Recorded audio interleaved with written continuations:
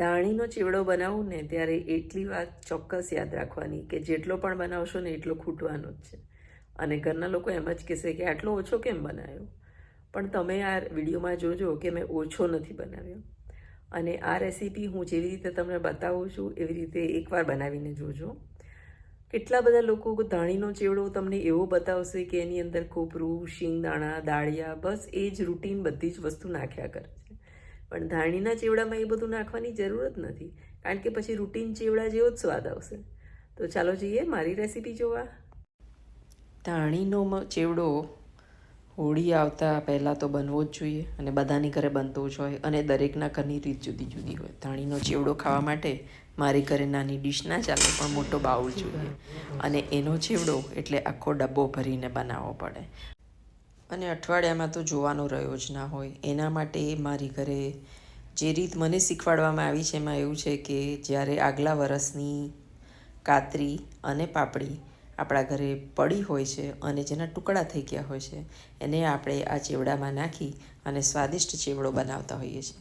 આ રેસીપી પણ રેગ્યુલર પાપડ પૌવાના ચવાણા જેવું નથી બનાવવાની. લોકો આમાં દાળિયા, શિંગદાણા અને કોપરું નાખી અને એને રેગ્યુલર ચેવડો બનાવી દે છે. એવું નથી કરવાનું. આમાં જે ઇન્ગ્રીડિયન્ટ્સ તમે જોશો એ સાવ અલગ છે. અહીં જે પાપડીના ટુકડા મેં તમને બતાવ્યા એ બધી જ વસ્તુ શિયાળામાં જ્યારે નવી આવી જાય અને ગયા વરસની બાકી હોય ત્યારે ચવાણું બનાવી દેવામાં આવતું હતું.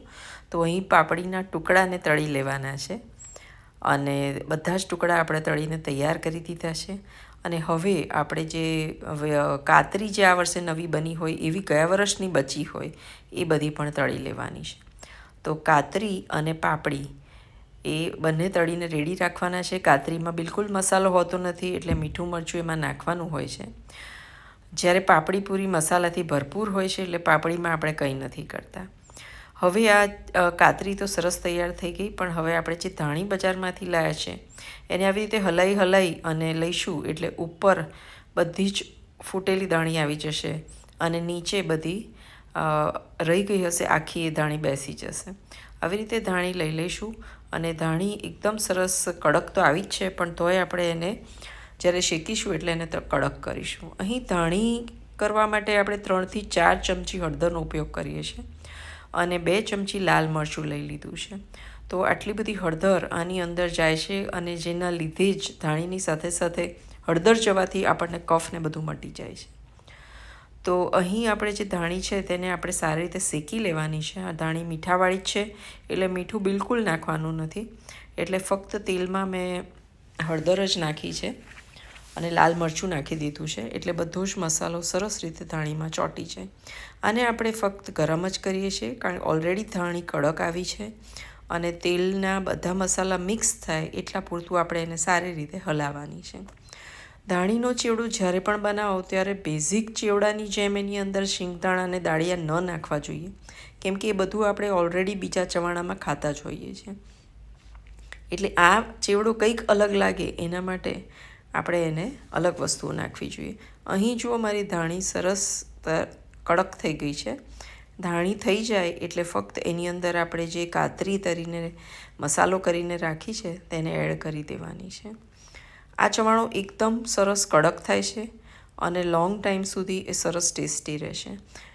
હવે કાતરી તમારે જેટલી નાખવી હોય એટલી નાખી શકો છો અને જે પાપડી આપણે ચોખાની બનાવીએ છીએ તે પણ પૂરી મસાલાથી ભરપૂર જ હોય છે, તેથી પાપડી પણ તમે ધારો એટલી નાખી શકો છો.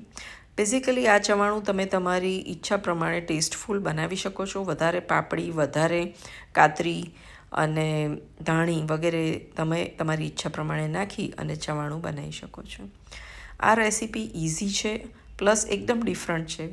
કોઈપણ જાતના નાસ્તાને ટક્કર મારે એવી રેસીપી છે. ધાણી ખૂબ જ પેટમાં જાય છે, કફ પણ ઓછો થાય છે અને લાંબો ટાઈમ સુધી એ કડક રહે છે. મમરા જેવું મને નથી લાગતું આમાં કે મમરામાં બધો જ મસાલો ખરી પડતો હોય છે, જ્યારે ધાણીમાં એવું નથી થતું હોતું. વધારાની પાપડી પણ મેં બીજા ડબ્બામાં ભરી દીધી છે અને આજે તો ઘરના બધા લોકો ખુશ છે. પાપડી પણ તરાઈ ગઈ છે અને હોળી માટે ધાણીનો ચેવડો પણ બની ગયો છે. તો આવી જ રીતે જૂની રેસીપીઓને હું બતાવવાનો પ્રયત્ન કરતી હોઉં છું. આ રેસીપી હું મારી ફેમિલી પાસેથી જ શીખી છું અને એટલે જ મેં તમને આ રેસીપી શેર કરી કે આમાં કંઈ જ નથી નાખવું, ફક્ત આટલું જ નાખતા હતા અમે, અને આજે પણ હું આટલું જ નાખીને ચેવડો બનાવું છું. તો ધાણીનો ચેવડો એકવાર આ રીતે બનાવી જોજો, ચોક્કસ મજા આવી જશે. તો હવે આપણે ધાણીને ખાવાનો ટાઈમ થઈ ગયો છે. ધાણી ખાવા માટે નાનો ડબ્બો તો ચાલે જ નહીં, તો મોટો ડબ્બો ભરી અને આપણે ધાણી બનાવી દીધી છે. 2 ડબ્બા તમને જોઈ રહ્યા છો, અને આ બાઉલમાં હવે આપણે ધાણી ખાઈશું. તો તમને આ રેસીપી કેવી લાગી? જૂની છે, સિમ્પલ છે અને ઉપયોગી છે. વધુ ધાણી ખાવાનો એક આ સરસ રસ્તો છે. તો ફરી મળીશું એક નવા વિડીયોમાં, એક નવી સહેલી સાથે અને એક નવી રેસીપી સાથે. જૂની રેસીપી બતાવવાનો અમે આગ્રહ રાખીએ છીએ, કેમ કે જૂની રેસીપી બનાવનારા લોકો જ હવે ઓછા થઈ ગયા છે. તો રેસીપી તમને કેવી લાગી એનો ફીડબેક તમારે આપવો જોઈએ. બેઝિકલી અમે જ્યારે પણ રેસીપી શૂટ કરીએ છીએ ત્યારે અમારા માઇન્ડમાં એવું હોય છે કે એનો ફીડબેક મળશે. કોઈ આપણને કહેશે કે આમાં આવું સારું લાગ્યું કે આમાં આવું ના સારું લાગ્યું, ગમ્યું કે ના ગમ્યું. લાઇક આપો, ડિસલાઇક આપો, જે ગમે, પણ રિસ્પોન્સ તો આપવો જ જોઈએ. જ્યારે તમે કોઈની પાસેથી કંઈ શીખતા હો તો એને રિસ્પોન્સ આપવો તો જરૂરી જ છે. તો એક લાઇક કે ડિસલાઇક ચોક્કસ આપો.